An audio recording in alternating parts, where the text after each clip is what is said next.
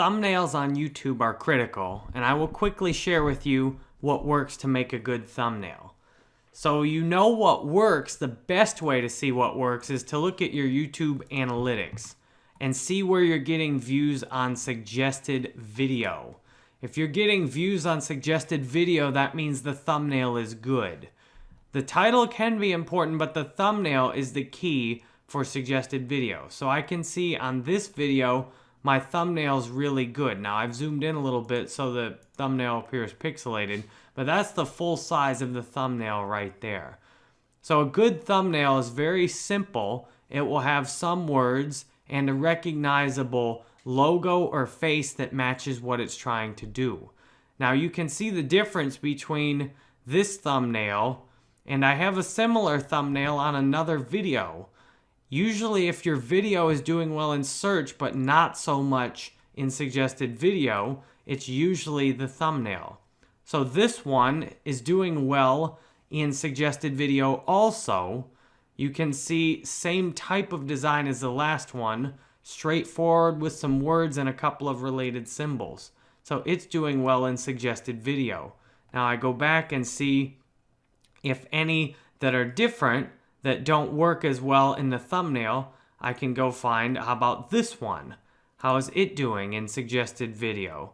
Now you can see this one is not working well in suggested video, and that's more likely a thumbnail problem because that thumbnail worked for Facebook marketing, but if it's showing up in YouTube search, I know it's ranking well on keywords, but if it's not getting clicked on in suggested video, it's probably not the video itself or the words. It's probably the thumbnail. So what I can do, once I've found where I could improve a thumbnail, the main thing to do then is to try and improve the thumbnail based on what's already working. So I've got an existing thumbnail that's working, and the easiest way, I use Canva.com to manage my thumbnails.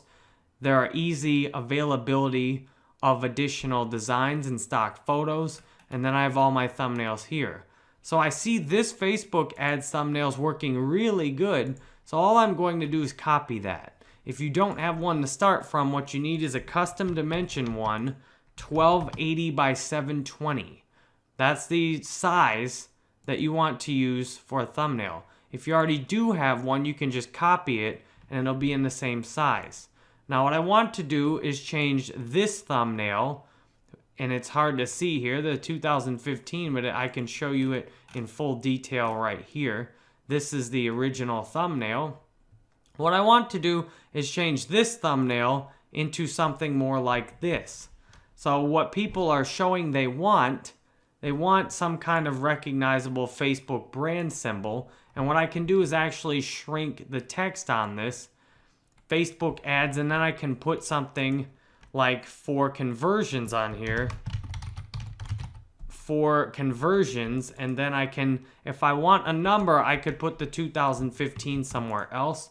I can make the font even a little bit bigger so that it shows up more clearly on the thumbnail. And then I could do something like put the like button off to the side a little bit. I can make it slightly bigger even. I don't know if I'd want it to be that big. I put it down here in the corner. And then I could put something in like 2015 to make sure the viewer knows this is a new tutorial. It's not something that's old school. It's new. So new proves to work very good in areas like this.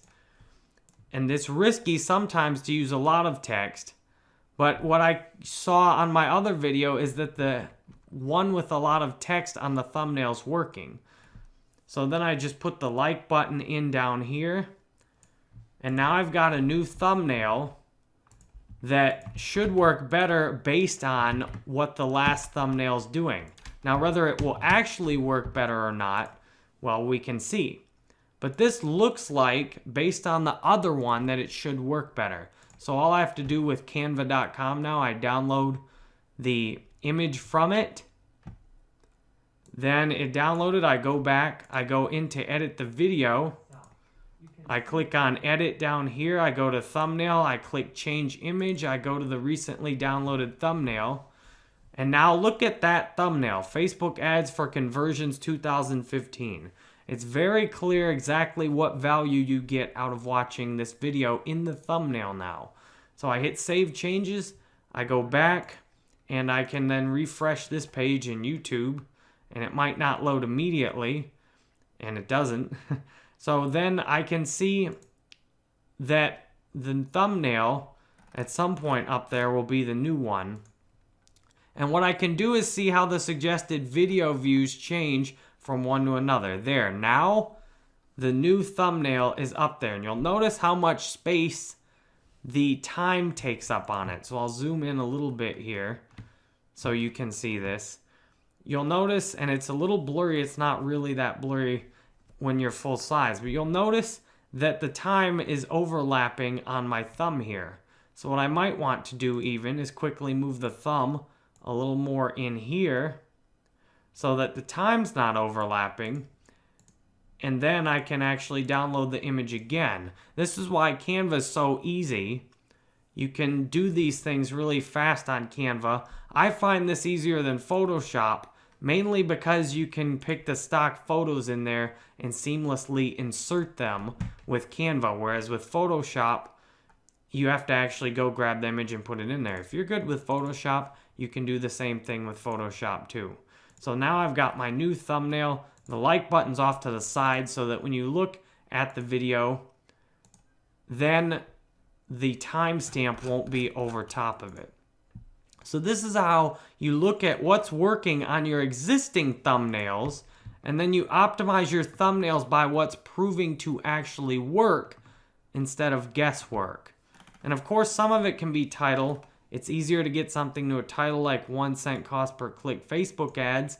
But at the same time, if you have two videos that are very closely related, you need to have some different titles too. So on this one, you can see then the thumbnail fits very nicely. The time's right here. The words right here explain exactly the purpose of watching the tutorial. So now I can go through and find wherever I'm not getting good suggested video views, I can go into analytics. Now the problem is you can't go into traffic sources because if you click suggested video, then it just shows which videos are actually giving you views. But what I can do, I can actually go in and see where I have videos that are doing well in search. I can just go to views. I can find videos doing really well in search that are clearly not doing well based on the thumbnail. So that's what I will continue to do, is to optimize and to make sure you should be able to get as many or more suggested views than search views. Search views are more competitive and depend a lot on the words. If you have a good thumbnail and you watch an entire video, all you need is a good thumbnail to get essentially free clicks. And YouTube has so much free suggested video view placement.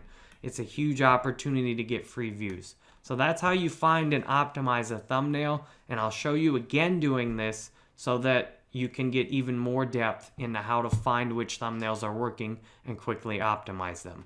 Thank you for watching this, and I hope this has been helpful.